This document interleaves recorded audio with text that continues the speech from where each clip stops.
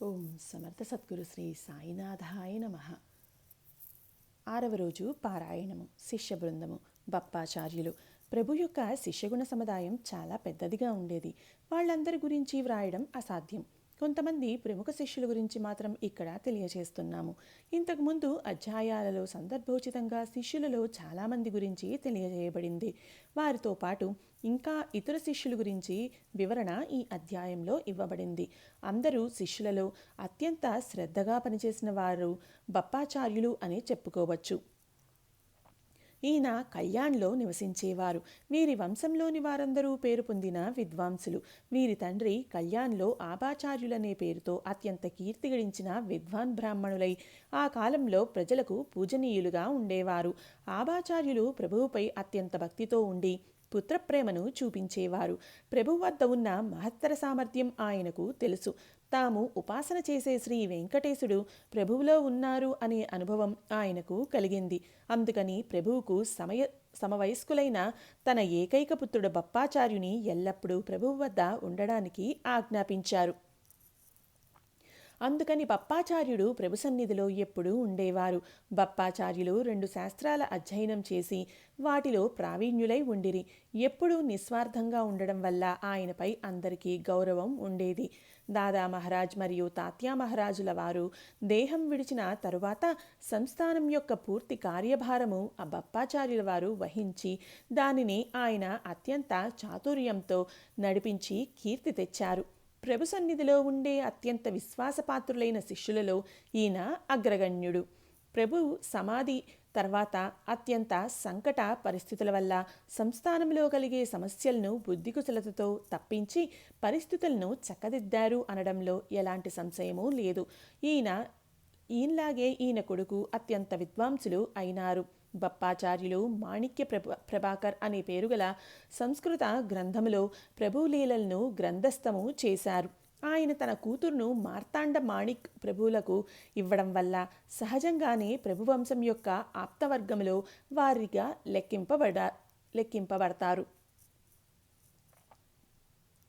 నారాయణ్ దీక్షిత్. బప్పాచార్యుల వలె ఎల్లప్పుడూ ప్రభు సన్నిధిలో నివసించిన వారు నారాయణ దీక్షితులు. హళీకేడ్ బాలచంద్ర దీక్షితుల పుత్రుడు. బాలచంద్ర దీక్షితులకు సంబంధించిన విషయాలు ఇంతకు ముందు భాగంలో చెప్పడం జరిగింది. ప్రభు ప్రేమకు ఆకర్షితులై ప్రభు సన్నిధి తీయదనం తనకు లభించడం వల్ల తండ్రి ప్రభుసేవ చేయడానికి ఆజ్ఞాపించారు. నారప్ప దీక్షిత్ ప్రభు సన్నిధిలో ఉన్నప్పుడు అక్కడ బాలచంద్ర దీక్షితుల అంత్యకాలం సమీపించిన సమయంలో పుత్రుని స్మరణకు ముందు ప్రభ యొక్క స్మరణ కలిగింది. ప్రభు అంతర్జ్ఞానంతో ఇది తెలుసుకొని నారప్పకు వెంటనే హళీకేడ్కు వెళ్లాల్సిందిగా ఆజ్ఞాపించారు. ప్రభు ఆజ్ఞానుసారంగా హళీకేడ్కి వెళ్ళి తండ్రిని కలిశాడు. కానీ ప్రభు ఎక్కడా అని తండ్రి ప్రశ్నించారు. అప్పుడు నారప్ప సంశయంలో పడ్డాడు. ప్రభుని విడిచి ఎలా వచ్చావు అని దీక్షితులు ప్రభువుని గురించి అడిగారు. ఆయన ప్రభువుని ప్రార్థించారు. అప్పుడు అగ్నికుండం నుండి అగ్నిజ్వాలతో పాటు ప్రభు బయటకు వచ్చి దీక్షితులను కలిశారని ఒక చరిత్రకారుడు వ్రాశారు. అంత్యకాలంలో ప్రభువుతో కలిసే భాగ్యం కలిగిందని దీక్షితులు సమాధానపడిన తర్వాత ప్రణవోచ్చారణ చేసి దేహాన్ని విడిచారు. తర్వాత నారాయణ దీక్షితులు చివరి వరకు ప్రభువు వద్దనే ఉన్నారు. బాలచంద్ర దీక్షితుల సోదరుడైన యజ్ఞేశ్వర దీక్షితులతో ప్రభు యజ్ఞం చేయించి ఆ ఇంటి యొక్క కీర్తిని ఉన్నత శిఖరాలకు తీసుకువెళ్లారు. ఇది పాఠకులకు తెలుసు. నారాయణ దీక్షిత్ కర్మ మార్గంలో వెళ్లేవారు. సంస్థానం యొక్క ఇతర కార్యభారాన్ని ఆయన లక్ష్య పెట్టలేదు. అయినా కూడా ప్రభుసేవ చాలా ఉన్నతంగా చేశారు. ఇప్పటికీ వృద్ధులు ఆయన పేరు గుర్తు చేసుకుంటూ ఉంటారు.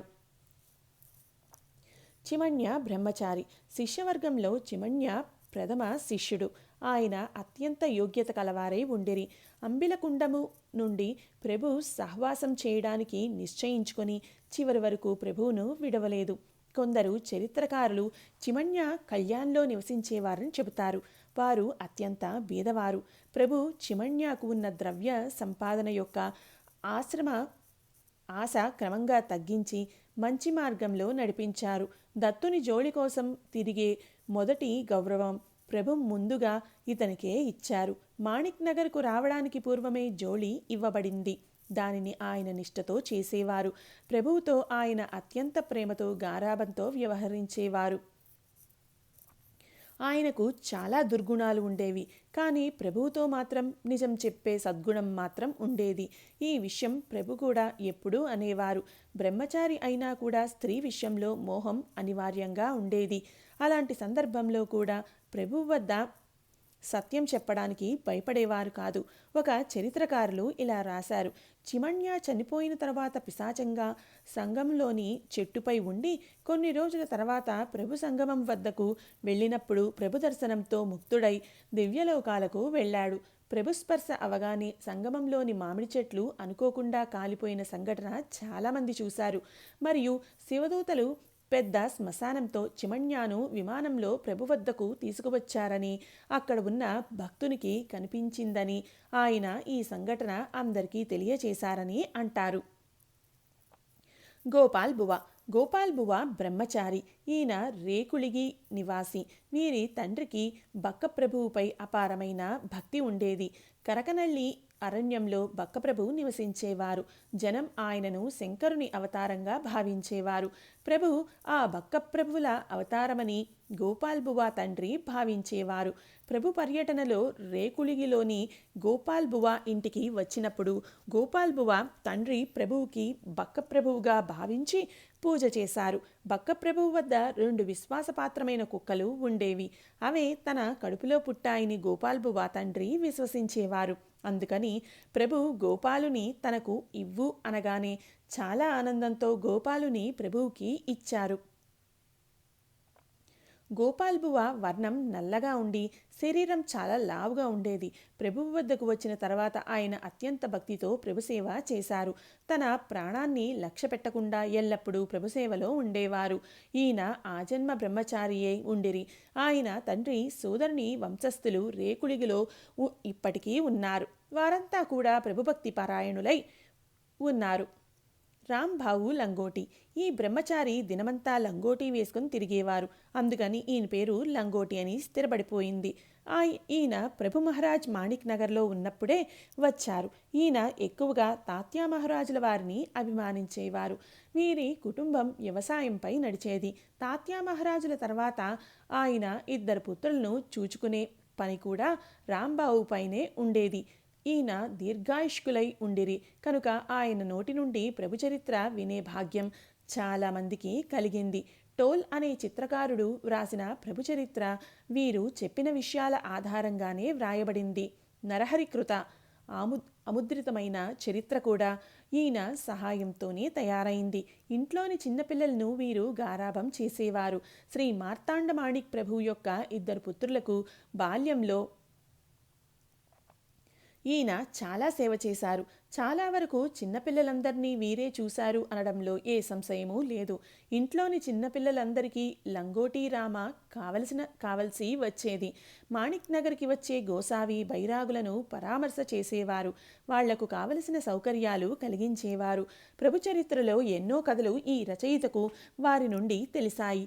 ఆయన ప్రభువంశంలోని పిల్లల బాగోగులు చూస్తూ ప్రభుసేవలో జీవితం గడిపి చివరికి ఇక్కడే తన పవిత్ర దేహాన్ని విడిచారు. దయాల్ దాస్ అనే ఒక శ్రీమంతుడైన వ్యాపారి ఉండిరి. మద్రాసులో ఈయనకు పెద్ద వ్యాపారం ఉండేది. ఈయన భాటియా జాతీయుడు. భాటే జాతీయుల స్వభావానికి అనుగుణంగా పెద్ద వ్యాపారం చేసి చాలా ధనం సంపాదించి ఉండెను. వృద్ధాప్యంలో కొంతకాలం తీర్థాటన చేసిన తరువాత ప్రభుకీర్తి విని ప్రభు దర్శనానికి మాణిక్ నగర్కు వచ్చాడు.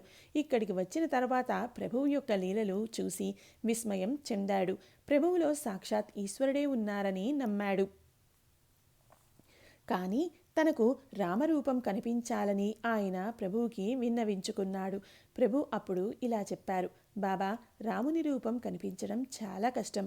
ఆయనను చూడాలి అనుకుంటే మన సర్వస్వాన్ని విడిచిపెట్టాల్సి వస్తుంది. నీ వంటి ధనం వెంటపడే మనుషులు ఈ దేవధర్మం వెంట పడకపోతేనే మంచిది. ఇలా చాలా చెడ్డది అని చెప్పినా వినకపోతే ఇంటికి వెళ్ళి భార్యాపిల్లల ఆలోచన ఏమిటో తెలుసుకోమని చెప్పి పంపించారు. అలాగే ఆయన వెళ్ళి ప్రాపంచిక వ్యవహారాలను పుత్రులకు అప్పగించి భార్యను తీసుకుని వచ్చి ఇక్కడ ఉండిపోయారు. ఆయన దృఢనిశ్చయం చూసి ప్రభు ఆయనకు రామరూపంలో కనిపించి ఆయన జన్మ పావనం చేశారు. అప్పుడు సంతృప్తి నిండిన మనస్సుతో ప్రభు పూజ చేసి ప్రభువు కూర్చున్న గాది కింద 1,20,000 రూపాయలు ఉంచారని అంటారు. తర్వాత ఆయన ప్రభు సంస్థానములో ఖజానాను సంరక్షించే ఖజీందార్ అయ్యారు. తన వద్ద ఉన్న సర్వస్వం ఖర్చు చేసి ప్రభుక్షేత్రంలో దేహం విడిచారు. ఆయన భార్య కూడా బతికినంతకాలం సంస్థానంలో ఉండి ప్రభుసేవ చేశారు. ఈ సాత్వికమైన మనస్సు గల ఈమెను మూల మరాఠీ గ్రంథ రచయిత కూడా చూశారు. ప్రభు వంశంలోని వారిపై వీరికి చాలా ప్రేమ ఉండేది. గిరిరావు చౌదరి మాణిక్ నగర్లోని గృహాల నిర్మాణ పనిని గిరిరావు చూసేవారు. ప్రభువాడ ఆశ్రిత జనం కోసం తయారు చేసిన చిన్న చిన్న గృహాలు ఈయన ఆధ్వర్యంలోనే కట్టబడ్డాయి. గిరిరావు కళ్యాణ్కి చెందిన వారై అక్కడ నివసిస్తూ చౌదరి వృత్తి చేసేవారు. ప్రభు ఈయనకు సమవయస్కులై ఉండడం వల్ల ప్రభు సామర్థ్యమును అనుభవంతో తెలుసుకున్నారు. అందుకని ప్రభు నివాసం మాణిక్ నగర్లో స్థిరం అవగానే ఇక్కడికి వచ్చి ఉండిపోయారు. తర్వాత మరణించే వరకు ఇక్కడే ఉండి ప్రభు సేవలో తన జీవితాన్ని ధారపోశారు. ఇప్పటికీ ఈయన మనుమడు మాణిక్ నగర్లోనే ఉన్నారు.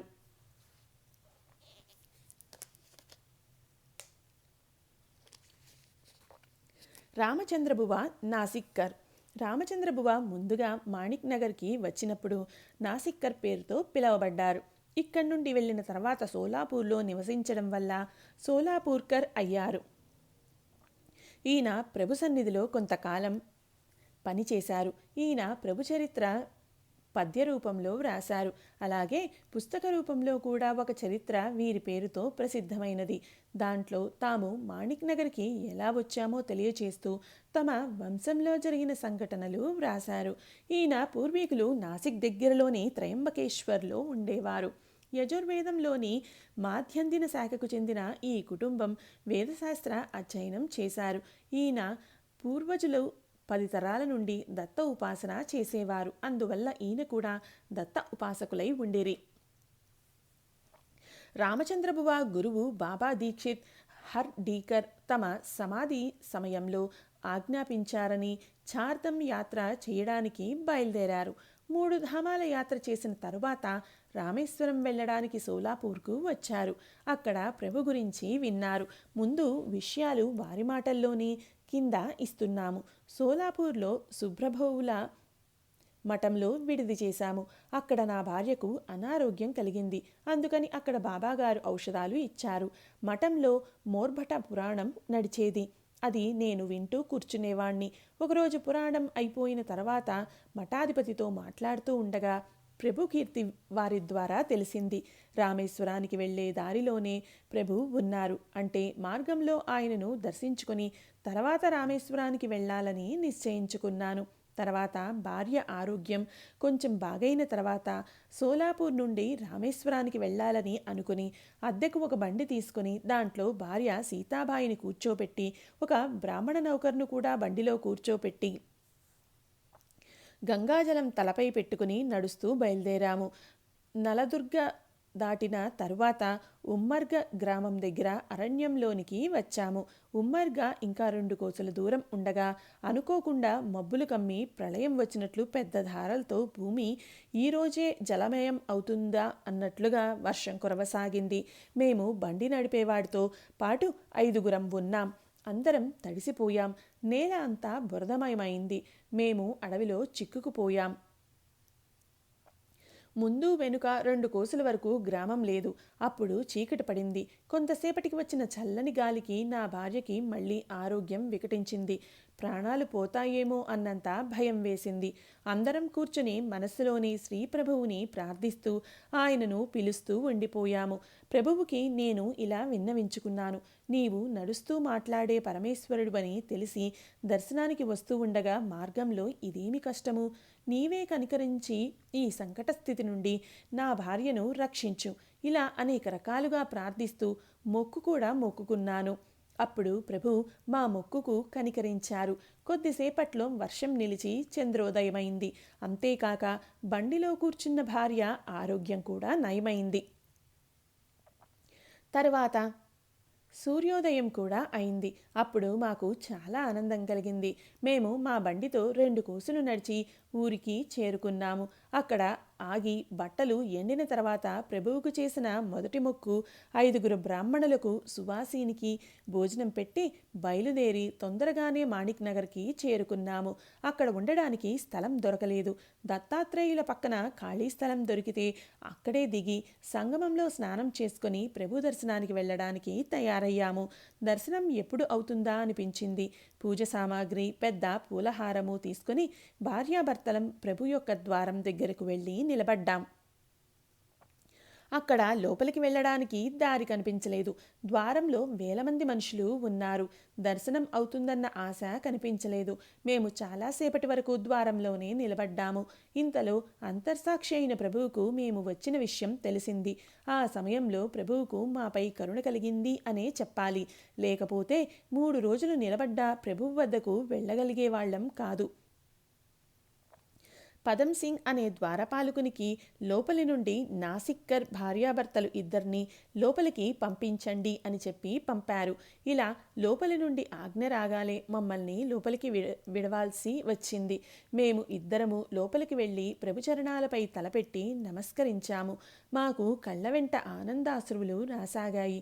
ఆ సమయంలో గంధం ఎక్కడా, ధూపదీపాలు ఎక్కడా, పుష్పహారం మాత్రమే తీసుకున్నాం. హారం వేసుకోవడానికి తానే ముందుకు వంగారు. మేమిద్దరం హారం మెడలో వేశాం.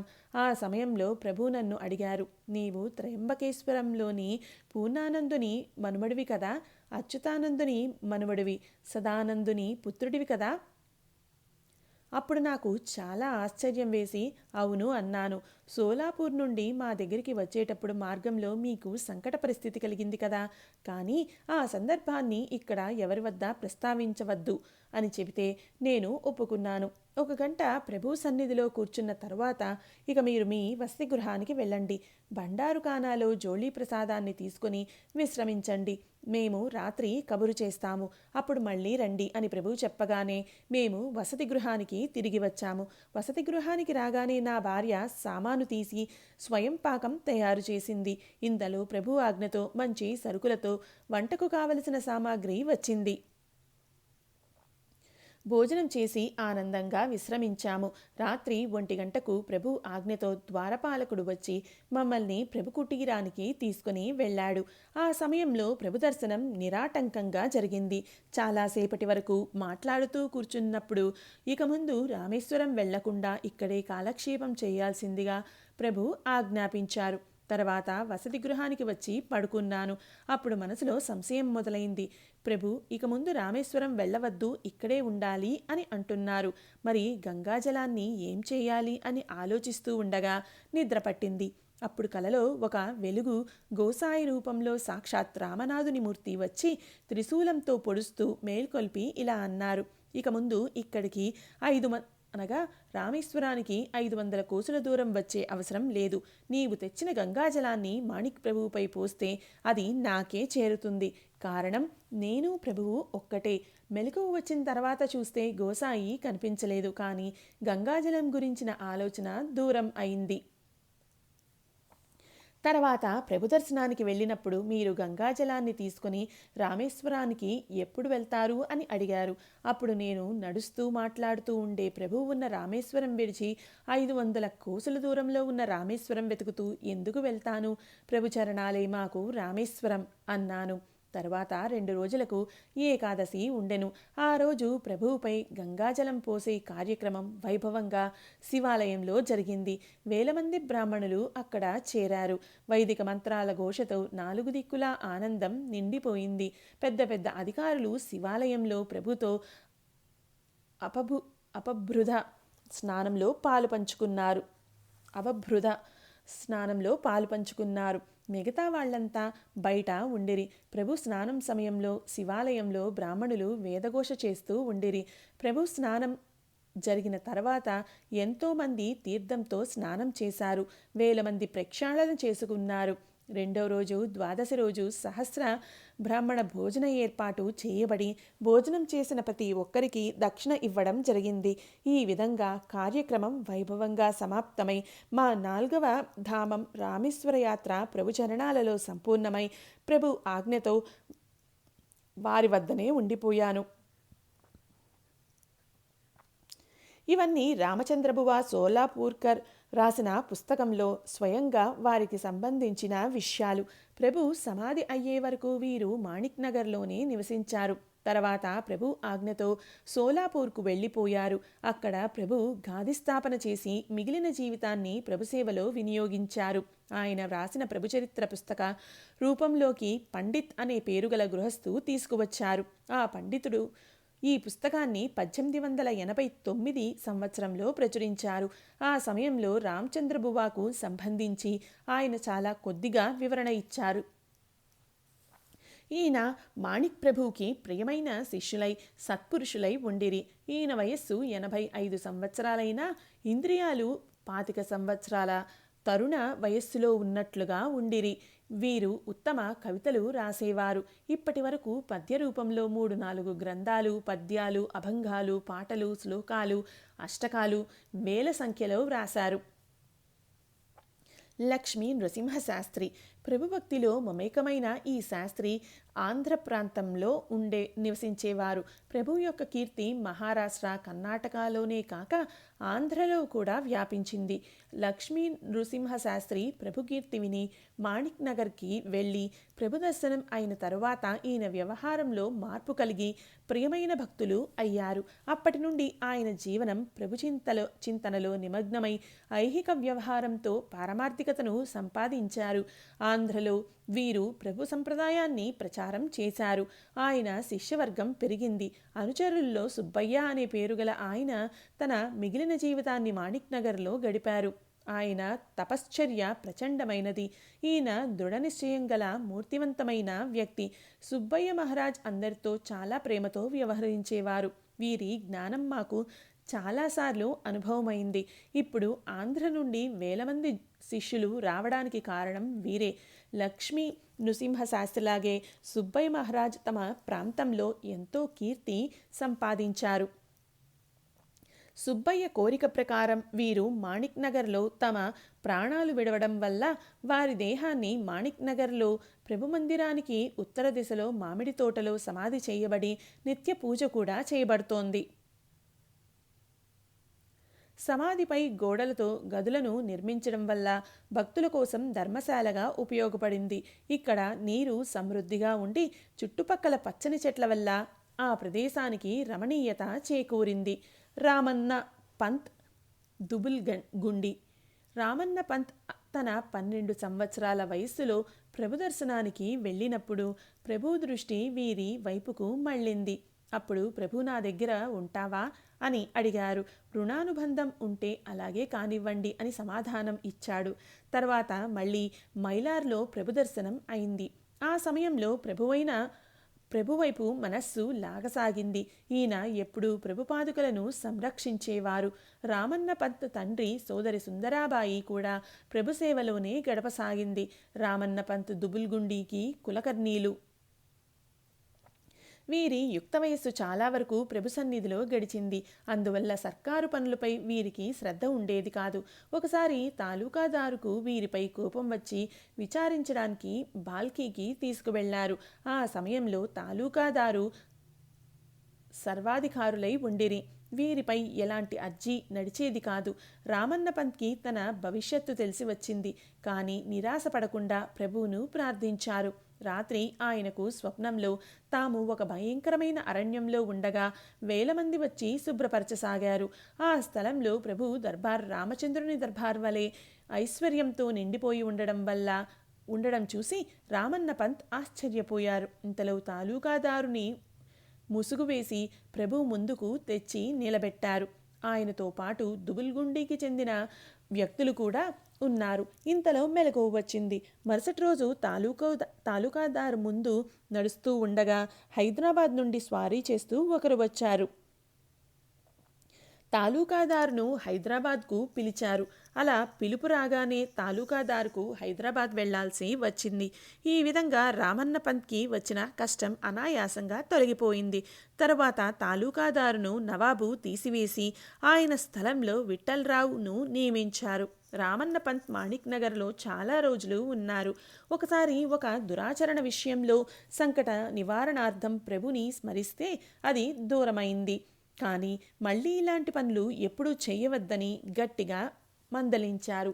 ఆయన కూడా ప్రభు విషయంలో నిస్వార్థ సేవ చేస్తూ జీవితం గడిపారు. ఈయన గృహస్థులై ఉండిరి. వీరి వంశం ఇప్పటికీ దుబుల్గుండిలో నివసిస్తూ ప్రభు నవరాత్రులు చేస్తూ సంప్రదాయాన్ని నడిపిస్తున్నారు. శరణ సాధు. శరణ అనే పేరుగల ఒక వైశ్య సాధువు ప్రభు భక్తులై ఉండిరి. ఆయన చిటుగుప్పలో ఉన్నప్పుడు ఒకసారి సంకట పరిస్థితి వచ్చింది. అతన్ని ఒక దొంగతనం విషయంలో జైలులో వేశారు. వాస్తవంగా ఆయనకు ఆ దొంగతనంతో ఏ సంబంధమూ లేదు. కానీ ఆ సాధువును ద్వేషించే కాశీనాథ్ పాప్డే అను పేరుగల మాంత్రికుడు రాజేశ్వర్కర్ నవాబ్కు చాడీలు చెప్పి సంకటంలో ఇరికించారు. కాశీనాథ్ మాంత్రికునికి ఆ నవాబ్పై చాలా నమ్మకం ఉండేది. కారణం వారు శిష్యులై ఉండిరి. నిరపరాధి అయిన శరణ్ జైల్లో నుండే ప్రభువును ప్రార్థించాడు. అప్పుడు ప్రభు స్వయంగా చిటుగుప్పకు వెళ్లారు. మాణిక్ నగర్లో నివసిస్తున్నప్పుడు ఈ ఘటన జరిగిందని కొందరు అంటారు. ఇంకొందరు మాణిక్ నగర్ రావడానికి పూర్వం ప్రభు కొద్ది కాలం అక్కడ ఉన్నప్పుడు ఈ ఘటన జరిగింది అంటారు. మాణిక్ నగర్లో నివాసం ఏర్పరచుకున్న తరువాత ప్రభు ఎక్కడికి వెళ్ళలేదు అని చాలామంది అనేవారు. ప్రభు చిటుగుప్పకు స్వయంగా వెళ్ళి రామమందిరంలో దిగి నవాబుకు కబురు పంపించారు. శరణు నిరపరాధి, అందుకని ఆయనను విడిచిపెట్టమని చెప్పారు. నవాబుకు మాంత్రికునితో ముందే విషయం చెడ్డగా తెలియడం వల్ల ప్రభు చెప్పిన దానిని నిర్లక్ష్యం చేశారు. శరణును విడిపించకుండా అక్కడి నుండి కదలకూడదని ప్రభు ఆలోచన. అందుకని అక్కడ ప్రభు 3 రోజులు బస చేశారు. రాత్రి నవాబుకు స్వప్నంలో శరణుని విడవవలసిందిగా ఆజ్ఞ అయింది. ఆ ఆజ్ఞ ప్రకారంగా తాలూకాదారుకి ఆయన హుకుం జారీ చేశారు. కానీ ఆ రోజు శరణుని విడవలేదు. ఇక్కడ నవాబుకి మళ్లీ స్వప్నంలో ఒక సాధువు కర్రతో కొడుతూ ఆయన్ను పడవేశారు.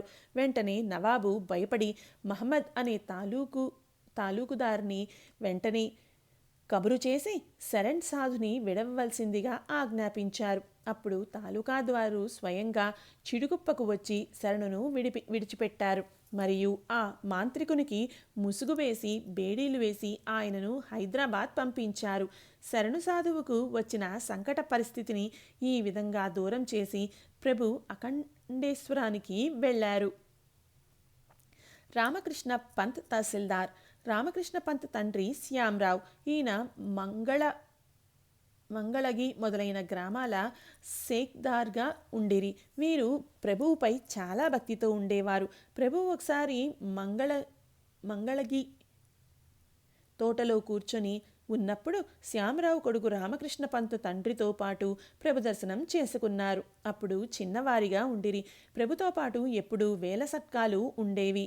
ఆ సమయంలో అవి ముందు బస చేసే హళీకేడ్కు రవాణా అయ్యాయి. అప్పుడు రామకృష్ణ పంత్ ప్రభువుని ఒక సట్కా ఇవ్వవలసిందిగా అడిగారు. తమ ఇంట్లో సర్వారిష్టాలు నివారించుటకు భక్తులు ప్రభువు వద్ద సట్కా అడిగి తీసుకుని ఎప్పుడూ తమ పూజలో పెట్టుకునేవారు. పిల్లవాడు సట్కా అడిగాడని శ్యామరావు రామకృష్ణ పంత్ను కోపగించుకోసాగాడు. కానీ ప్రభు కరుణించి పిల్లవానిని పక్కకు తీసుకుని వెళ్ళి జామ చెట్టు కొమ్మ తీసుకొని సట్కా చేయించి ఇచ్చారు. ఆ సట్కా ఇప్పటికీ రామకృష్ణ పంత్ వాళ్ల వంశీకులు పూజలో పెట్టి ఉంచడం వల్ల వారి వంశాభివృద్ధి జరిగింది. ఈ సట్కాకు నిత్య పూజ జరగడం వల్ల రామకృష్ణ పంత్కు ఉన్న విద్యార్హతతో ఒక చిన్న ఉద్యోగం దొరికింది. ఈయన తర్వాత తహసీల్దార్గా కూడా అయ్యారు. హసనాబాద్ నారాయణ్ ఖేడ్కు నానామియా అనే ముస్లింను తాలూకాదారుగా ఉండిరి. ఆయన వద్ద ముందుగా 15 రూపాయలకు ఉద్యోగం లభించింది. ఉద్యోగానికి వెళ్లే ముందు రామకృష్ణ పంత్ ప్రభు దర్శనానికి వచ్చారు. ప్రభు ప్రసాదం ఇచ్చేటప్పుడు ఖచ్చితంగా ఇలా చెప్పారు: ఎవరికి అపకారం చేయకుండా ఎప్పుడు మన శక్తి వంచన లేకుండా ఉపకారం చేస్తూ ఉండు. బాలా, నీకు ముందు పెద్ద ఉద్యోగం దొరుకుతుంది. ఎవరికి చెడు మాత్రం చేయకు. ఈ ప్రభువాక్యాలు జీవితాంతం వారి స్మృతిలో ఉండేవి. వృద్ధుడై పనిచేయడానికి చేతకానంత వరకు చాలా చోట్ల తహసీల్దార్గా పనిచేశారు. వీరి పనికి నవాబు సంతోషించి ఆయన పుత్రునికి కూడా తహసీల్దార్ పని ఇచ్చారు. ఈయన వంశీయులు ఇప్పుడు చిటుగుప్పలో ఉంటున్నారు. విఠ్ఠలరావు తేర్పల్లి చాలా సామాన్య స్థితి నుండి తాలూకాదారై చివరి వరకు ప్రభుసేవ భక్తితో చేసిన వారిలో ఇంకొకరు విఠ్ఠలరావు. ఈయన మారు పేరు తేర్వల్లి. ఈయన తండ్రి ధోండో పంత్. ఈయన అహ్మద్నగర్కి చెందినవారు, కానీ నౌకరీ కోసం నవాబ్పేట జాగీర్దార్ వద్దకు వచ్చి ఉన్నారు. తేర్పల్లికి చెందిన కన్యతో దోన్ పంత్కి వివాహం జరగడం వల్ల ఆయన ఇక్కడికి వచ్చారు. అప్పటి నుండి ఆయనకు తేర్పల్లి మారుపేరు అయింది. దోండో పంత్కు 2 కుమారులు. ఒకరు విఠ్ఠలరావు, ఇంకొకరు గోవిందరావు. ఇద్దరు ఉద్యోగం కోసం హైదరాబాద్ వెళ్లారు. మహమ్మద్ మియా ఇలాఖాలో మహమ్మద్ సాహెబ్ తాలూకాదారు కచేరీలో విఠ్ఠలరావుకు ఉద్యోగం దొరికింది.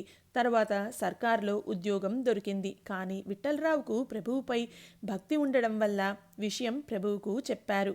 ఉన్న సగం రొట్టెను విడిచి పెట్టకు, దాంట్లోనే దత్తాత్రేయుడు యశస్సు కలిగిస్తారు అని ప్రభువు చెప్పారు. ప్రభు ఆజ్ఞ ప్రకారంగా సర్కార్లో వచ్చిన నౌకరీ విడవకుండా పూర్వం చేసిన ప్రదేశంలోనే ఉండిపోయారు. ఆయనకు ముందుగా 30 రూపాయల జీతం లభించేది. తర్వాత ఆయన సమర్థత తెలిసి రుకుముద్దీన్ ఖాగ్ తన మద్దతుదారునిగా చేసుకున్నారు. ఆ సమయంలో ఆయనకు జీతం 100 రూపాయలతో పాటు మేనా కూడా ఇచ్చారు. ఈయన తాలూకాదారుగా 25 సంవత్సరాలు పనిచేశారు. ఈయన ప్రభుభక్తులలో అగ్రగణ్యులైరి. వీరు మరణించే వరకు ఐశ్వర్యవంతులై ఉండి చివరికి ప్రభువులో లీనమయ్యారు. మాణిక్ నగర్ ప్రతి సంవత్సరం వచ్చి 1000 రూపాయలు దానధర్మాలు చేసేవారు. తన హయాంలో దత్త జయంతి పౌర్ణమి యొక్క పూర్తి ఖర్చు స్వయంగా వారే చేసేవారు. ఇహలోకంలో ఐశ్వర్యం పొంది ప్రభుకృపతో ఉత్తమ లోక గతులై తన జన్మను సార్థకం చేసుకున్నారు. రావ్జీ బువా గోపాల్ రావ్జీ అనే యువకుడైన బ్రహ్మచారి ప్రభు సన్నిధికి వచ్చారు. ఇంతకుముందు ఎక్కడ నివసించేవారో ఎవరికీ తెలియదు. కోల్హాపూర్ ప్రాంతంలోని ఒక గ్రామానికి చెందిన వారని అనుకుంటాం. ప్రభు దర్శనానికి గోపాల్ రావ్జీ వచ్చారు. వీరి పేరు చివరిలో రావ్జీ అని పేరు ఉండడం వల్ల అది వారి ఇంటి పేరై ఉండవచ్చని అందరూ ఆయనను రావ్జీ బువా అనేవారు. రావ్జీ బువా యొక్క బుద్ధి కౌశల్యం చూసి ప్రభు ఆయనకు సమర్థ రామదాసు విరచిత దాసబోధలోని కొన్ని ప్రకరణలు అర్థయుక్తంగా చెప్పారు. రావ్జీ బువాకు దాసబోధ మనసుకు నచ్చి చివరి వరకు ఆ గ్రంథ పరిశీలన చేస్తూ ఉండిపోయారు. ముంబైలో ఉద్యోగం చేస్తున్న రఘునాథ్ రావ్ నాయక్ అనే పేరుగల ఒక గృహస్థు ప్రభు గురించి విని మాణిక్ నగర్కు వచ్చారు. ప్రభు దర్శనం అయిన తర్వాత ప్రభు చరణాల వైపు మనస్సులాగి ప్రభు భక్తులు అయ్యారు. ఇక్కడ ఇంజనీర్గా మొదట రఘునాథ్ బువాకి 15 రూపాయల జీతం దొరికేది. కానీ ప్రభుకృపతో వారి పనిలో నైపుణ్యం పెరిగి లక్షల రూపాయలు సంపాదించి ప్రభుసేవ చేశారు. ఒకసారి ఒకచోట భవంతి నిర్మించడానికి పునాదులు తీసి పని జరుగుతున్నప్పుడు ఒక చిన్న దత్తుని మూర్తి దొరికింది. దానిని ప్రభువు వద్దకు తెచ్చి ఇచ్చారు. ప్రభు ఆ మూర్తిని తొడ మీద కూర్చోపెట్టుకుని పేడా తినిపించారని ఆ వంశంలోని వారు చెబుతారు. ఈ మూర్తి ఇప్పటికీ రఘునాథ్ రావ్జీ వంశంలోని వారి పూజలో ఉంది. ఈ ఇంటివారు ఇప్పుడు ముంబైలో ఇతర ఆప్తుల సహాయంతో ప్రభు కార్యం సేవా తత్పరతతో చేస్తారు. ప్రభు ఆజ్ఞ ప్రకారం రామ్జీ బువాను ముంబైకి తీసుకుని వెళ్లారు. రావ్జీ బువా ముంబైలో మరణించే వరకు ఆయన ఇంట్లోనే ఉండేవారు. అక్కడ ఆయన కీర్తి సంపాదించి తమ శిష్యవర్గాన్ని ప్రభు సంప్రదాయంలో విలీనం చేశారు. రావ్జీ బువా వ్రాసిన వీలునామా ఆధారంగా మాణిక్రావు ముల్గావ్కర్ గారి ఇంట్లో ప్రతి సంవత్సరం ప్రభు జయంతి ఉత్సవం ముంబైలో జరుగుతుంది. రావ్జీ బువా వల్ల ప్రభు యొక్క సంప్రదాయం ముంబైలో ప్రథమంగా గుర్తింపు వచ్చి ఇప్పటి వరకు దినదినాభివృద్ధి చెందుతూ వచ్చింది. చింతామణి బువ. ప్రభు భక్తులలో చింతామణి బువ ఒక పేరుగొన్న వర్గానికి చెందిన భక్తులు. ఈయన ఏ ప్రదేశానికి చెందినవారు అనే విషయం తెలియలేదు. వైరాగ్య స్థితిలో ఉండి సామర్థ్య సంపాదన చేసిన తర్వాత ఈయన మాణిక్ నగర్ విడిచిపెట్టారు. రాయచూర్ నుండి సోలాపూర్ రైలు మార్గంలో స్టేషన్ ఉన్న అన్ని ప్రదేశాలలో వీరికి చాలామంది భక్తులు ఉండేవారు. ఈయన ప్రభునామస్మరణ చేస్తూ ఎక్కడెక్కడో తిరిగేవారు. ఈయన ప్రవృత్తి చూసి చాలామంది వీరి అనుగ్రహం పొందారు. వీరు ఎక్కడివారో వీరికి సంబంధించిన విషయాలు ఏవి ఎవరికి తెలియలేదు. ప్రభు సమాధి తర్వాత ఈయన కొంతకాలం మాణిక్ నగర్కు వచ్చి ఉన్నారు. అప్పుడు అద్దం, ముంత మరియు పొగత్రాగే చిన్న గొట్టం ఎప్పుడు ఈయన వద్ద ఉండేవి. కానీ కోపం వస్తే ఆ 3 వస్తువులను క్షణంలో ధ్వంసం చేసేవారు. ఇక్కడ ఉన్నప్పుడు ఈ వస్తువులకు కావలసిన డబ్బు సంస్థానం నుండి దొరికేది. ఈయన నుండి ఎవరికీ హాని జరిగేది కాదు. అందరితో అత్యంత ప్రేమతో వ్యవహరించేవారు. వీరి స్వభావం తెలిసిన తర్వాత వీరి విషయంలో సహజంగానే పూజ్యభావం కలిగేది. ఆయన తన శిష్యగణాన్ని పెంచుకుని ప్రభు సంప్రదాయాన్ని వ్యాపింపచేశారు.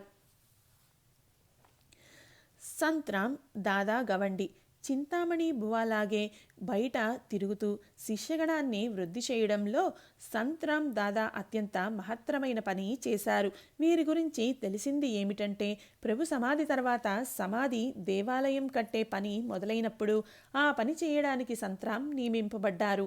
దేవాలయం పనిచేసే నాగోబా నాయక్ అని ఆయనను సంత్రాం తీసుకుని వచ్చారు. సంత్రాంకి జీతం ప్రతి నెల 16 నుండి 17 రూపాయలు ఉండెను. సంత్రాం మరియు నాగోబా నాయక్ దగ్గరి బంధువులై ఉండిరి. సంత్రాం పుత్రుడు కూడా ఆ సమయంలో ఇదే పనిలో ఉండెను. దేవాలయ పని నిమిత్తం సంత్రాం మాణిక్ నగర్ వచ్చారని అందరికీ తెలిసెను. అంతకుముందు ప్రభు దర్శనం ఎప్పుడు అయిందో, అనుగ్రహం ఎప్పుడు కలిగిందో వివరాలు తెలియదు. ముంబైలో ఈయన అనుయాయులు చాలామంది ఉన్నారు. ప్రభువు యొక్క బిరుదావళి ముంబైలోని సంత్రాం దాదా మందిరంలో పెద్ద అక్షరాలతో వ్రాయబడినది మరాఠీ రచయితకు కనిపించింది. దీని నుండి ప్రభు సాంప్రదాయాన్ని వ్యాపింపచేసే పని వారు ఉత్తమ రీతిలో చేశారని తెలుస్తుంది. శ్రీ ఏక్నాథ్ గణేష్ భండారీ అని ఆయన వ్రాసిన సంత్రాం దాదా యొక్క చిన్న చరిత్రలో ప్రభువుతో ఆయనకు ఎంత ఆప్త సంబంధం ఉండేదో తెలుస్తోంది. ఈ లఘు చరిత్రలో చివరికి సంత్రాం దాదా అనుభవాలైన కొన్ని ప్రభు చమత్కారాలు కూడా ఇవ్వబడ్డాయి. మహాసమాధి. దాదా మహారాజు. ఇప్పటి వరకు మేము మా ప్రియ పాఠకులకు ప్రభు చరిత్రలోని అద్భుత రమణీయ కథను నివేదించాము. ప్రభు అవతారలీల రసవత్తరమైన ఘటనలతో నిండిపోయింది. అవి అన్ని ప్రస్తుత చరిత్రలో ఇవ్వడం అసాధ్యం. ఇప్పటి వరకు వచ్చిన భాగం నుండి ప్రభు చరిత్ర మా పాఠకులకు అర్థమయ్యే ఉంటుంది. ప్రభు చరిత్ర విశాలమై సముద్రం వలె ఉండడం వల్ల అది ఎంత పెద్దదో దాని లోతు తెలుసుకోవడం అసాధ్యం. అందుకని ప్రభు సేవగా అని మా శక్తివంచన లేకుండా చాలా వరకు కథాభాగాలు మేము మా ప్రియ పాఠకులకు అందించాము. ఈ కథాభాగం నుండి ప్రభు యొక్క అద్భుత యోగ సామర్థ్యాలు, లోకోత్తరమైన గుణాలు తెలిసాయి. అందుకని ఎక్కువ విస్తరించకుండా ప్రభు చరిత్రలో ఈ చివరి అప్రియమైన అంశం ఇవ్వడం జరిగింది. ప్రభు దర్బార్ సామాన్య దర్బార్ కంటే పూర్తి భిన్నంగా ఉండేది. ఈ దర్బార్లో 5 ప్రముఖులు ఉండిరి. ఈ 5 బయటికి భిన్నంగా కనిపించినా అంతర్యామి వారిని ఒక దివ్యశక్తితో బంధించడం వల్ల ఏకరూపమై ఉండిరి. ప్రభు, దేవి బయమ్మ, దాదా మహారాజ్, తాత్య మహారాజ్ మరియు వెంకమ్మ వీరే ఆ పంచమూర్తులు. వీరందరూ ఒకే ఆలోచనలో ఉండి తాము పరిచిన బజారును ఇక్కడికిక్కడే విడిచి వెళ్ళడానికి నిశ్చయించుకున్నారు. ఈ పంచమూర్తులు ఒక్కొక్కరే అదృశ్యమవుతూ నిజధామానికి ఎలా వెళ్లారో ఈ కథాభాగంలో తెలియజేయబడింది. ఈ భాగం అప్రియమైంది, అంతఃకరణకు దుఃఖం కలిగించేది అనే విషయంలో సంశయం లేదు. అయినా బుద్ధిని జాగృతపరిచి ధైర్యంతో కథను వ్రాయడం తప్ప గత్యంతరం లేదు. పాఠకులు కూడా మనసు గట్టి చేసుకుని శాంతి మనస్సుతో చదవాలని విన్నవించుకుంటున్నాము. పై పంచమూర్తులలో దాదా మహారాజుల వారు ప్రథమ ప్రయాణానికి సిద్ధమయ్యారు. కొన్ని రోజులు ప్రభువు మరియు దాదా మహారాజుల వారు ఏకాంతంలో గడిపిన తర్వాత ఇద్దరు ఆలోచించి దేహమును వీడటానికి నిశ్చయించి చతుర్థాశ్రమమును దాదా మహారాజుల వారు స్వీకరించారు. శాస్త్రయుక్తంగా సన్యాసం తీసుకుని తల్లికి అభివాదం చేశారు. తల్లి రుణం నుండి ముక్తి కావడానికి ఇది ఒక మార్గమని శాస్త్రంలో చెప్పారు. ఆ విధంగా ఆయన ఆచరించారు. మాతృహృదయానికి కలిగిన బాధను సమాధానపరచడం అసాధ్యం. తన పుత్రుడు తన ముందే వెళ్ళిపోవడం చూడడం ఏ తల్లికైనా అసఖ్యం. అయినా కూడా ప్రభువు మరియు దాదా మహారాజుల వారు తల్లిని స్వాంతన మాటలతో సముదాయించారు. ప్రభు ప్రేరణతో మాతృశ్రీ అనుమతి ఇచ్చిన తరువాత దాదా మహారాజు యోగ మార్గంతో తమ దేహాన్ని 1861 సంవత్సరం పాల్గొన శుక్ల పాడ్యమి రోజు విడిచారు. వీరు పరమయోగులై మౌనవృత్తిలో ఉండేవారు. బీదలపై, దీనులపై, గోసాయి, పకీరు, బైరాగి మొదలైన వారిపై వీరు ప్రేమ కలిగి ఉండేవారు. మాణిక్ నగర్లోని అనాథలకు సహాయకారులుగా కూడా ఉండేవారు. ఆజ్ఞ ప్రకారం నడుచుకుంటూ సోదరులతో ప్రియమైన సోదరునిగా ఉండేవారు. అందుకని ఆయన అదృశ్యంతో మాణిక్ నగర్లోని ఆబాలగోపాలం శోకతప్తులయ్యారు. తల్లి గట్టిగా ఏడ్వసాగింది. సోదరులకు కూడా అమితమైన దుఃఖం కలిగింది. కానీ ప్రభు వీరందరికీ ఆధార చక్రం అవడం వల్ల ప్రభువును చూసి అందరూ దుఃఖాన్ని దిగమింగుకొని మాణిక్ నగర్లోని కార్యక్రమాలన్నీ యథాప్రకారం నడిపి దాదా మహారాజులను స్మృతిశేషులను చేశారు. వీరి సమాధి సంగమం ప్రదేశంలో చేసి దానిపై చిన్న దేవాలయం కూడా నిర్మించారు. ఆయన సమాధికి నిత్యం పూజ జరగడమే కాక వార్షిక ఆరాధన కూడా జరపబడుతోంది. దాదా మహారాజుల సమాధికి సంబంధించిన విషయం ఇతర చరిత్రకారుల కంటే సోలాపూర్కర్ గారు వివరంగా ఇచ్చారు. ఆయన ఇలా అంటారు: దాదా మహారాజ్ ఏ కార్యంలోనూ పాల్గొనకుండా, ఎవరితో మాట్లాడకుండా, ఎప్పుడూ ధ్యానస్థులై తమ ఆత్మానందంలో లీనమై ఏకాంతంగా కూర్చునేవారు. మొదట ఏ స్వభావం అయితే ఉందో అది చివరి వరకు ఉండేది. సమాధికి పూర్వం దాదాసాహెబ్ మరియు ప్రభు 3 రోజులు రాత్రింబవళ్లు ఏకాంతంలో ఉన్నారు. లోపల ఇద్దరే ఉండేవారు. గడియ పెట్టబడి ఉండేది. మలమూత్రాలు, స్నానం, నీరు, భోజనం ఏమీ లేకుండెను. లోపల వారి సంభాషణ ఏమిటో, ఏం జరిగేదో వాళ్లకే తెలుసు. 4వ రోజు వారి బయటకు వచ్చిన తర్వాత ప్రభు దాదా మహారాజ్ యొక్క సమాధి ఏర్పాట్లు చేయసాగారు. సంగమంలో స్థలం తయారు చేశారు. ఏ రోజైతే సమాధి అవుతారో ఆ రోజు పూజ, అర్చన, నైవేద్యం, ప్రసాదం మొదలైన విధులు తొందరగా ముగించవలసిందిగా ఆజ్ఞాపించారు. దాదాసాహెబ్ యొక్క సమాధి అయ్యే సమయం దగ్గర పడినప్పుడు ప్రభు అమ్మకు మరియు తాత్యాసాహెబ్కు తెలియచేశారు. అప్పుడు మాతృశ్రీకి చాలా బాధ అనిపించింది. అది చూసి దాదాసాహెబ్ మాతృశ్రీని తన వద్ద కొంత సమయం ఏకాంతంలో కూర్చోపెట్టుకుని సమాధాన పరిచారు.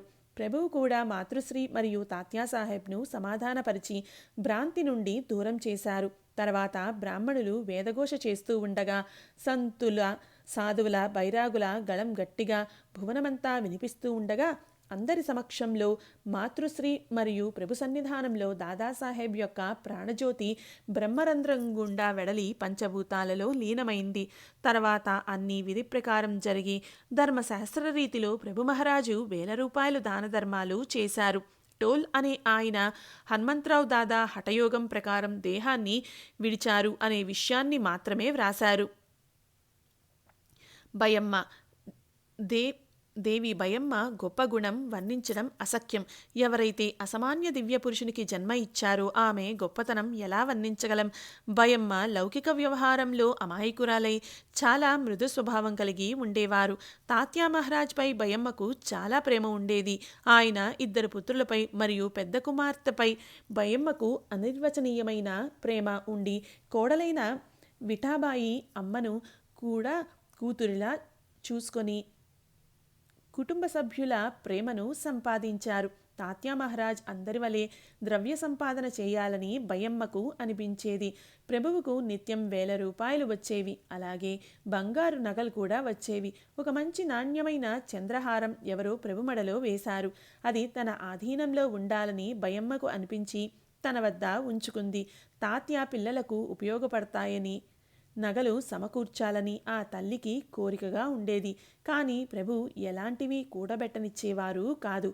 ఏదైనా కారణంతో కూడబెట్టిన ద్రవ్యాన్ని, నగలను ప్రభు తీసుకునేవారు. అలా ఎప్పుడూ జరిగేది. పై చంద్రహారం చాలా రోజులు బయమ్మ వద్దనే ఉంది. అందుకని ఆమెకు తృప్తిగా ఉండేది. ఒకరోజు ఆమె కడుపు నొప్పితో బాధపడసాగింది. ఎన్ని మందులు తీసుకున్నా తగ్గలేదు. చివరికి ప్రభువుకు విషయం తెలిసింది. అమ్మ దగ్గరికి వచ్చి కడుపు నొప్పి విషయం అడుగుతూ మెల్లగా ఇలా అన్నారు: అమ్మా, ఆ చంద్రహారం దత్తునికి ఇచ్చివేయి, లేకపోతే ఈ కడుపు నొప్పి తగ్గేటట్లు కనిపించటం లేదు. అప్పుడు భయమ్మ, తీసుకో బాబా, తాత్య పిల్లల కోసం తీసిపెట్టాను, నేను తీసుకుని ఏం చేస్తాను అంటూ చంద్రహారాన్ని ప్రభువుకు ఇవ్వగానే కడుపు నొప్పి తగ్గింది. ప్రభువుపై అమ్మకు అనిర్వచనీయమైన ప్రేమ ఉండేది. వారి కోసం పలహారం నిత్యం తయారు చేసేది. అది చాలా ప్రేమతో తినేవారు. ఇద్దరు పుత్రుల కీర్తిని ప్రత్యక్షంగా చూసిన ఆ తల్లి ధన్యురాలైంది. ప్రభు దర్శనం కోసం వచ్చిన భక్త సమూహం అమ్మకు పూజ్యభావంతో నమస్కారం చేయకుండా వెళ్ళేవారు కాదు. ఈ విధంగా అమ్మ ప్రేమతో ఆనందదాయక వాతావరణంలో చాలా కాలం గడిచిన తర్వాత అవతార సమాప్తి సమయం దగ్గర పడింది. అప్పుడు కొన్ని కారణాల వల్ల అమ్మ ఆరోగ్యంలో కూడా తేడా కనిపించింది. ప్రభు రాత్రింబవళ్ళు అమ్మ దగ్గర కూర్చొని సమాధానపరిచారు. అమ్మ మాయా మోహాన్ని పక్కకు నెట్టి ముందు జరిగే ఘటనను ఎదుర్కోవడానికి సిద్ధమయ్యారు. ప్రభు సమక్షంలో శాంతంగా దేహాన్ని విడిచి ఇహలోకయాత్ర పూర్తి చేశారు. ఈ తల్లి వంటి భాగ్యం కోట్ల మంది స్త్రీలలో ఒక్కరికే లభిస్తుంది. అమ్మ యొక్క చితాసమాధి సంగమంలో ఉంది. ఆ సమయంలో ధర్మశాస్త్ర ప్రకారం ప్రభుగుండు చేయించుకున్నారు. కానీ ఈ విషయం ఎంతోమంది ముస్లింలకు నచ్చలేదు. ప్రభు సర్వశ్రేష్ఠులైన బ్రాహ్మణులు గడ్డం తీయించారని వాళ్లకు కోపం వచ్చింది. కానీ ప్రభు సామర్థ్యం వల్ల ఏ గొడవ జరగలేదని కొందరు చరిత్రకారులు వ్రాశారు. వెంకమ్మ సమాధి తర్వాత 1 సంవత్సరం లోపే అమ్మ నిర్యాణం కూడా జరిగింది. ఉత్తర క్రియలు తాత్యా మహారాజులచే చేయించి ప్రభు ₹1000 దాన ధర్మాలు చేశారు. తాత్యా మహారాజు మాణిక్ నగర్లోని 5 దేవతామూర్తులలో 3 మూర్తులు ఇహలోకం విడిచి వెళ్లిన తర్వాత తాత్యా మహారాజుల వారు తమ అవతారం ముగించే ఆలోచన చేయసాగారు. ఒకసారి వారి ఆరోగ్యం వికటించి అస్వస్థులై చాలా భయపడ్డారు. కొంతమంది శిష్యులు ప్రభువుకు విన్నవించుకున్నారు. కానీ అప్పుడు ప్రభువు, భయపడే అవసరం లేదు, తాత్య ఇప్పుడే ఏమీ వెళ్లరు, ఈ సట్కా తీసుకుని వెళ్ళి తాత్య దిండు దగ్గర పెట్టండి, ఆయనకు బాగవుతుంది అన్నారు. శిష్యులు అలా చేసిన తరువాత తాత్యా మహారాజు ఆరోగ్యవంతులయ్యారు. ప్రభువు తాత్యా మహారాజుల పెద్ద కొడుకు ఉపనయనం చాలా వైభవంగా చేయించారు. ప్రభువంశంలో మాణిక్ నగర్లో జరిగే మొదటి వేడుక అవడం వల్ల చాలా ఉత్సాహంతో జరుపబడింది. ఆ సమయంలో 5 నుండి 10 మంది బీద పిల్లల ఉపనయనం కూడా చేయబడింది. ఈ సందర్భంగా అన్నదానం, దక్షిణ యథాప్రకారం జరిగి ₹30,000 ఖర్చు చేయబడ్డాయి. ఈ సమారంభం జరిగిన కొంతకాలం తర్వాత తాత్యా మహారాజ్ యొక్క అవతార సమాప్తి సమయం దగ్గరికి వచ్చింది. దీని తరువాతి విషయాలు సోలాపూర్కర్ కింది విధంగా వివరించారు. ఉపనయన మహోత్సవం జరిగిన తర్వాత 1 నెల వరకు ప్రభు మరియు తాత్యా సాహెబ్ ఏకాంతంలో కూర్చొని ఆత్మవిచారణ చేశారు. 1 నెల వరకు శౌచ్యం, మూత్రం, భోజనం లేకుండా జనానికి ప్రభు దర్శనం కాలేదు. బయటికి వచ్చిన తర్వాత నిత్యకర్మ మొదలైంది. ముందు తాత్యా సాహెబ్ స్వయంగా గురుచరిత్ర పారాయణం చేసి దాన ధర్మాలు, భజన, పూజ కార్యక్రమములు చేసి ఒకరోజు అందరితో ఆనందంగా మాట్లాడుతూ అందరి అనుమతి తీసుకుని ప్రభుచరణాలపై తల వంచి నమస్కరించి తర్వాత యోగ సమాధి తీసుకున్నారు. అప్పుడు భక్తకార్య మహామంత్రం అన్ని వైపులా వినిపిస్తూ ఉండగా తాళాలు, మృదంగ, శంఖనాదాలతో, భజనలతో వేలమంది జాతరలాగా నడుస్తూ ఉండగా పెద్ద ఉత్సవంలాగా తాత్యా సాహెబ్ యొక్క సమాధి పూర్తయింది. స్వయంగా ప్రభువు తన కనిష్ట బంధువు చివరి విధి కోసం సమాధి వద్దకు వచ్చి చివరి వరకు ఉన్నారు. జ్యేష్ఠపుత్రులైన మనోహర ప్రభుగారితో విధి అంతా ధర్మశాస్త్రానుసారంగా చేయించి ₹1,000 దాన ధర్మాలు చేసి తాత్యా సాహెబ్ యొక్క పేరు ప్రభు తనతో పాటు అజరామరం చేశారు. తాత్యా సాహెబ్ కోసం రోధించని మనిషి అక్కడ లేడు. ప్రభువాడ, హుమానాబాద్తో పాటు నిజాం సర్కార్ నిజాం సర్కార్లోని వారు తాత్యాసాహెబ్ కోసం రోదిస్తూ ఉదాసీనులు అయ్యారు. పై వివరణలో సమాధి అంటే ప్రాణోత్క్రమణ సమయంలో యోగ సాధనతో నిర్యాణం అయ్యారని తెలుస్తోంది. తాత్యాసాహెబ్ గృహస్థాశ్రమంలో ఉండిరి. అందుకని వారికి సర్వ సంస్కారాలతో అంత్య విధి జరిగింది. వీరి అస్థికల సమాధి సంగమంలో మాతృశ్రీ సన్నిధిలో ఉన్నది. తాత్యా మహారాజ్ ప్రభు సమక్షంలో ధీరోదాత్తతతో దేహ విసర్జన చేశారని వృద్ధులు అంటారు. చివరి వరకు ప్రభువారికి ధైర్యం చెబుతూ వచ్చారు. చూడు తాత్య, చలించకుండా ధైర్యం తెచ్చుకు అంటూ మస్తకభేదం అయ్యే వరకు ప్రభు ఇలా అంటూనే ఉన్నారని చాలామంది అంటారు. ఈ విషయంలో టోల్ అని ఆయన ఇలా రాశారు. ఆ రోజు ప్రభువు రాంబావు లంగోటీతో ఇలా అన్నారు. రామా, తాత్య ఈరోజు వెళ్తానంటున్నాడు, చూద్దాం, ఇప్పుడే ముక్తినిద్దాం అంటూ తాత్య వద్దకు వెళ్ళి కాలు బొటనవేలు ఎత్తి పట్టుకుని పంచప్రాణాలు నాభిను వద్దకు వచ్చేట్లు చేసి ముక్తిని ఇచ్చారని రాంబావ్ లంగోటి గారు చెప్పినట్లుగా టోల్ అనే చరిత్రకారులు వ్రాశారు. రాంబావ్ లంగోటి ఎప్పుడూ తాత్యా మహారాజు యొక్క సేవలో ఉండేవారు. అందువల్ల పై విషయం పూర్తి సత్యమైనది. తాత్యా మహారాజుల వారు ధైర్యంతో ఇహలోకం విడిచారు అనడంలో ఎలాంటి సందేహం లేదు. ఆ సమయంలో ఆయన యుక్త వయస్సులో ఉండేవారు. వయస్సులో ఉన్న పత్ని, 3 చిన్నపిల్లలను వదిలి నిర్భయంగా దేహయాత్రను ముగించారు. వీరి నిర్యాణ సంవత్సరం 1862. వెంకమ్మ ఈ పరమయోగిని గురించి ఇంతకుముందు చాలాసార్లు వచ్చింది. మాణిక్ నగర్లో వెంకమ్మ అందరికీ పూజనీయురాలై ఉండేది. అందరికీ ఆమెపై ప్రేమ ఉండేది. శుభ్రమైన వస్త్రాలు ధరించి ఎప్పుడూ ప్రభుస్మరణలో నిమగ్నమై ఉండేది. ప్రభువు కంటే ముందు తను దేహత్యాగం చేయాలని ఆమె నిశ్చయించుకున్నది. కాళ్లకు గజ్జెలు కట్టుకున్నట్లుగా అహోరాత్రులు ప్రభు భజనలో గడిపిన తర్వాత ఒకరోజు వెంకమ్మ నిశ్చేష్టురాలై పడిపోయింది. ఈమె కోమటి అని ఇంతకుముందు తెలియజేయడం జరిగింది. కోమటి వారి ధర్మానుసారంగా కోమటి మహిళలు ప్రేతయాత్రకు ఏర్పాట్లు ప్రారంభించారు. వెంకమ్మ దేహత్యాగం చేసింది అని అనుకుని శవం ఎత్తడానికి ప్రయత్నించసాగారు. అప్పుడు ఆమె నోటి నుండి ఓంకారధ్వని వెలువడింది. ఇది చూసి అందరూ ఆశ్చర్యపడుతూ ప్రభు వద్దకు వచ్చి విషయం చెప్పారు. ప్రభు సర్వజ్ఞులైనందువల్ల ఆమె అంతఃకరణను తెలుసుకొని ఇలా అన్నారు. ఆమె మనస్సులో బ్రాహ్మణులే సమాధి చేయాలని ఉంది, మరెవ్వరూ ఆమెను తాకకండి. ఆ విధంగా ప్రభు ఆజ్ఞానుసారం బ్రాహ్మణులు వెంకమ్మకు స్నానం చేయించి పసుపు కుంకుమ నొసట వ్రాసి కొత్త చీర జాకెట్టు వేసి ఒడి నింపి మారుతీ దేవాలయానికి దగ్గరలోని మైదానంలోనికి తీసుకుని వెళ్ళి పెద్ద ఉత్సవంగా ఆమె సమాధి విధిని నిర్వహించారు. బ్రాహ్మణుల చేతి స్పర్శ తగులగానే ఓంకారనాదం వినిపించడం ఆగిపోయింది. మిగతా సంస్కారాలు వెంకమ్మ దేహానికి యథావిధిగా జరిగాయి. ఈ ప్రసంగాన్ని రామచంద్రబువ ఇలా వ్రాశారు. వెంకమ్మ కోసం సేవకులు బ్రాహ్మణ సంఘం తరపు నుండి సుశోభితమైన విమానం కట్టి తయారు చేశారు. తర్వాత నేను మరియు బప్పాచార్యులు స్నానం చేయించి శుభ్రమైన కొత్త వస్త్రాలు కట్టించి పూర్తిగా శరీరానికి భస్మం రాసి నొసటికి గంధం రాసి అక్షింతలు వేసి మెడలో రుద్రాక్షమాల వేశాము. అప్పుడు వెంకమ్మ ఇంకోసారి లేచి ప్రభువుకు విఠాబాయికి నమస్కరించి పద్మాసనం వేసుకుని కూర్చుని సమాధిలోకి వెళ్ళింది. అప్పుడు అవధూత చింతన అంటూ ఒకే ధ్వని వినిపిస్తూ వాద్యాలు మ్రోగసాగాయి.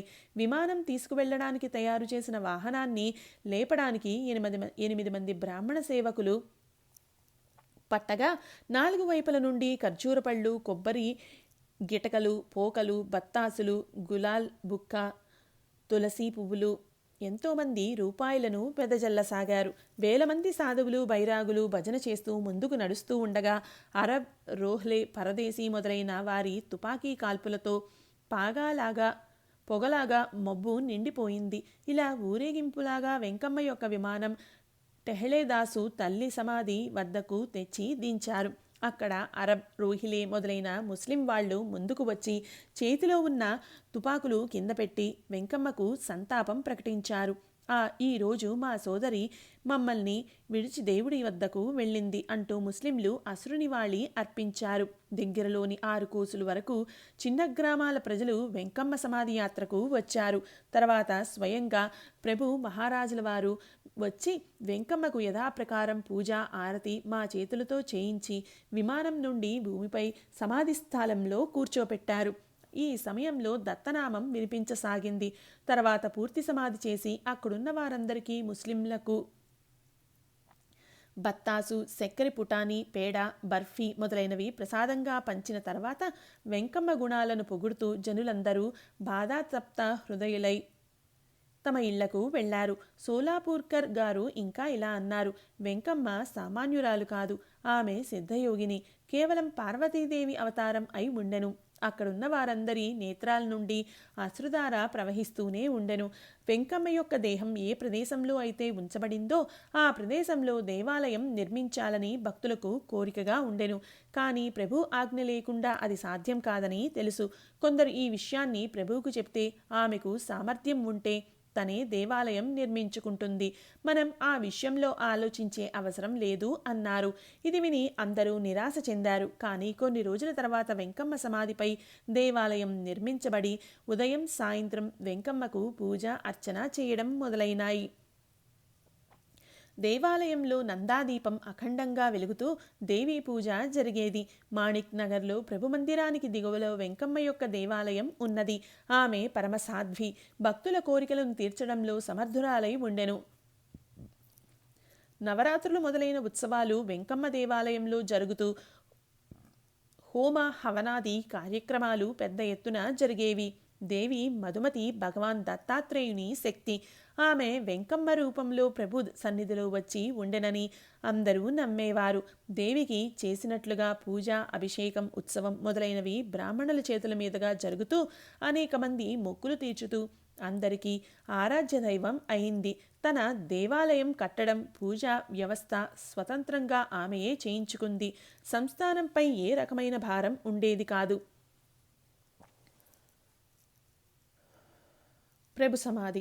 ప్రభు తన పరివారంలోని ముఖ్యమైన 4 వ్యక్తుల తర్వాతనే తాను ఇహలోకం నుండి ప్రయాణం చేయాలి అనుకున్నారు. జనన మరణ రహితమైన వ్యక్తులు లోక కళ్యాణం కోసం ఈ జగత్తులో అవతరించి నివసించి ఇక్కడ కార్యం నడపడానికి యోగ్యమైన అధికార పురుషుని నియమించి తాము నిజధామానికి చేరుకుంటారు. ఇది అందరికీ తెలిసిన విషయమే.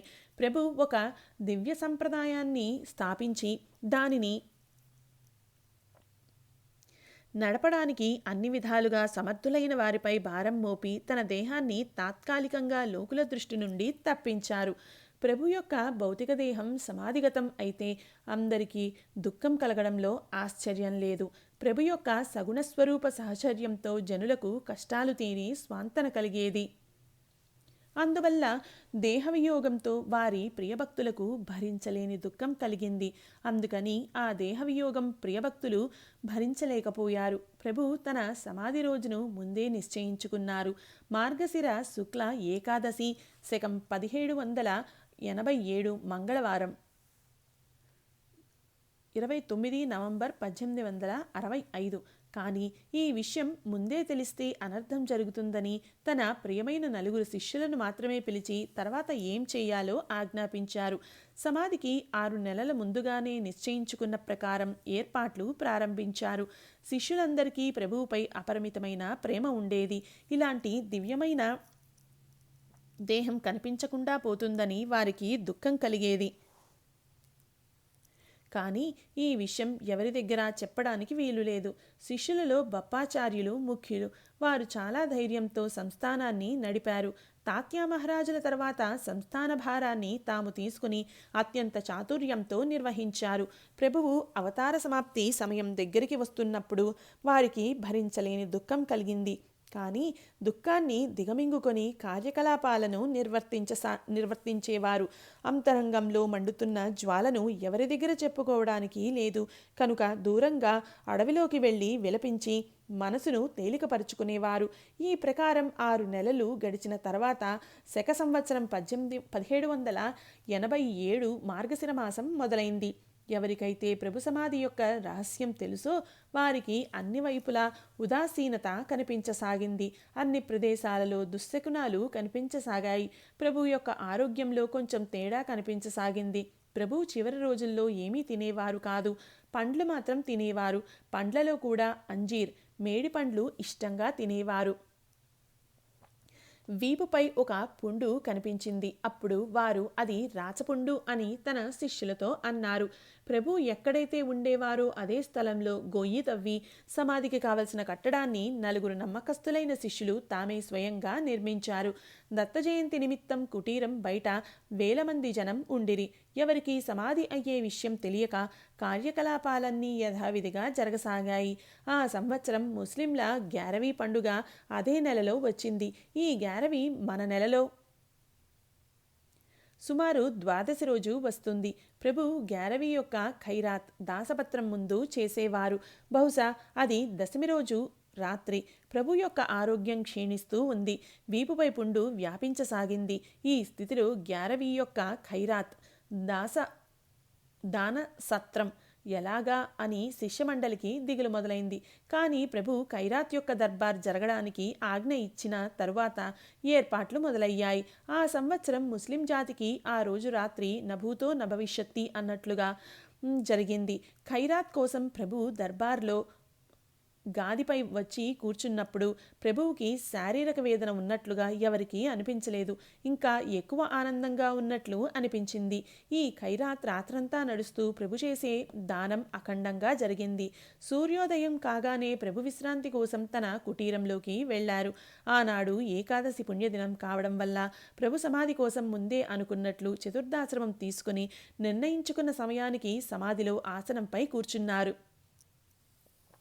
శిష్యులందరి నుండి పూజను స్వీకరించి తాత్యా మహారాజుల 2 పుత్రులను దగ్గరకు పిలుచుకుని కొద్దిసేపు తొడపై కూర్చోపెట్టుకున్నారు. తర్వాత వారి నుండి పూజ మరియు ఆరతి స్వీకరించారు.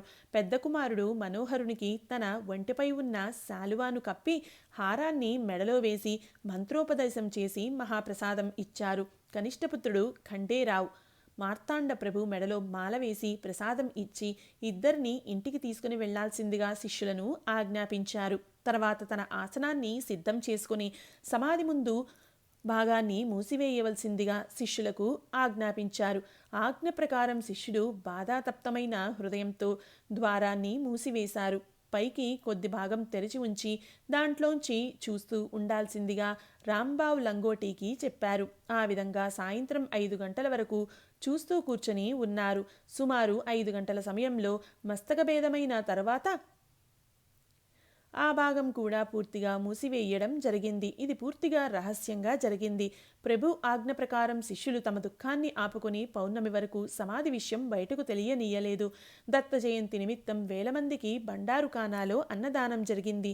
పౌర్ణమి నాటి దత్త జయంతి ఉత్సవం అయిన తరువాత భోజన సమారంభం కూడా ముగిసిన తరువాత సమాధి విషయం తెలిసింది. ఆ సమయంలో ప్రభు యొక్క సగుణ రూపం కనుమరుగై రాతి సమాధి కనిపించగానే సర్వత్రా అల్లకల్లోలం మొదలై ఎంతోమంది ప్రభు వియోగం భరించలేక తల భూమిపై కొట్టుకుంటూ ప్రాణాలు అర్పించడానికి సిద్ధపడ్డారు. ముస్లింలు కూడా ఎంతోమంది బాధతో సమాధి పెకిలించి ప్రభువు ఆఖరి దర్శనం చేసుకోవాలని పంతం పట్టారు. హిందూ, ముస్లిం, సిక్, లింగాయత్ మొదలైన అనేక ధర్మాల వారికి ప్రభువుపై అమితమైన భక్తి ఉండడం వల్ల ప్రభు వియోగం బాధ కలిగింది. ఆ సమయంలో కలిగిన దుఃఖాన్ని వర్ణించశక్యం కాదు.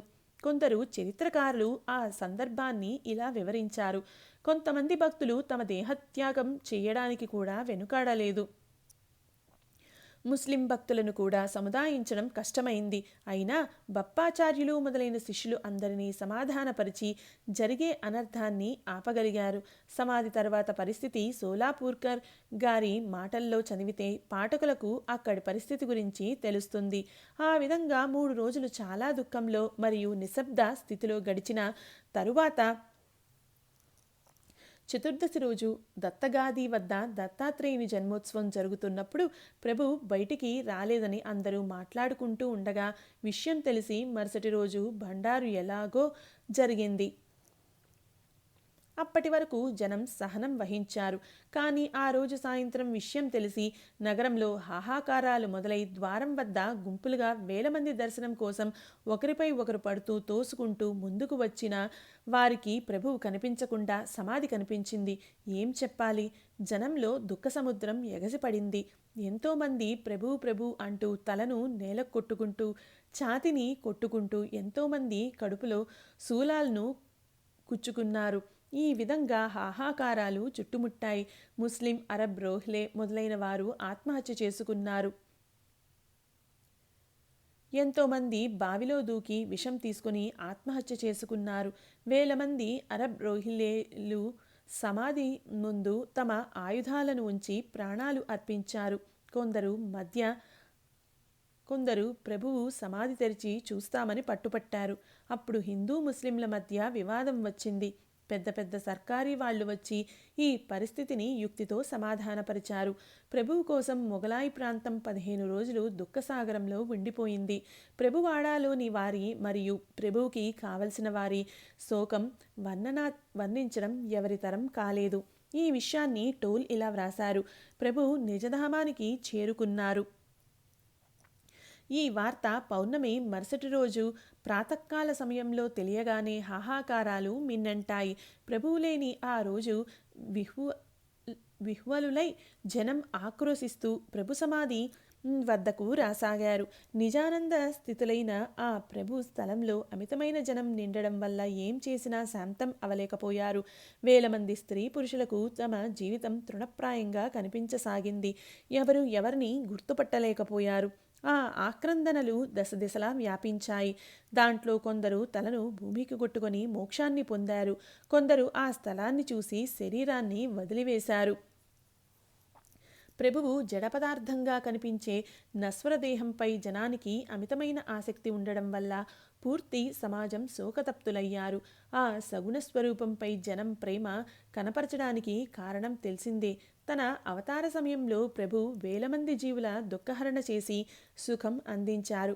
వారు దీనదయాళువు, మనసు కోమలమై ఉండి ఔదార్యంలో కన్నుణ్ణి మించిన వారై ఉండిరి. అత్యంత సమర్థులై ఉండి సంపూర్ణ ఐశ్వర్యం వారి పాదాల వద్ద ఉన్న విరక్తులై ఉండిరి. వ్యవహార కుశలత పరాకాష్ఠతో లోక కళ్యాణం కోసం దీక్షాబద్ధులై ఉండిరి. ఆయన స్వరూపంలో, మాటలలో, నడవడిలో అత్యంత మాధుర్యం ఉండడం వల్ల సర్వమతాల వారిని తన సహజమైన ప్రేమాకర్షణలో తన వైపుకు తిప్పుకున్నారు. జ్ఞానులైన వారు వారి జ్ఞానస్వరూపానికి ఆకర్షితులై ఉండవచ్చు, కానీ సామాన్య జనం ఆయన సగుణ రూపానికి ఆకర్షితులవడం వల్ల ఆ రూపం కనుమరుగవగానే జనసమూహమంతా శోకతప్తులు అవడంలో ఆశ్చర్యమేముంది? ప్రభువు యొక్క చరిత్ర వారి జన్మతో మొదలై ఇక్కడ సమాప్తం అయింది. కానీ ప్రభువు ప్రారంభించిన భక్తోద్ధరణ కార్యాలు, గాది మరియు సంప్రదాయం ఇప్పుడు కూడా కొనసాగుతూ ఉండడం వల్ల ఆ రూపంలో ప్రభు దర్శనం చేసుకునే వాళ్లకు ప్రభు అస్తిత్వం అనుభవంలోకి వస్తుంది. వారి దివ్య సమాధి దర్శనం చేసుకున్న వారికి ప్రభు తమ భక్త కార్యకల్పద్రుమ బ్రీదం యొక్క అర్థాన్ని సార్థకం చేస్తూ కోరికలను తీరుస్తూ భక్తుల హృదయాలలో నిరంతరం వాసం చేస్తున్నారు అనే భావన దృఢమవుతుంది. అందువల్ల ఈ సమాప్తిలోనే ప్రభు కార్యోత్కర్ష బీజ రూపంలో నిండి ఉందని మేము నమ్ముతున్నాం. శ్రీ దత్తాత్రేయార్పణమస్తు. శ్రీ గురు మాణిక్యార్పణమస్తు. ఓం సమర్థ సద్గురు శ్రీ సాయినాథాయ నమః. ఇది 6వ రోజు అధ్యాయం పారాయణం సంపూర్ణం.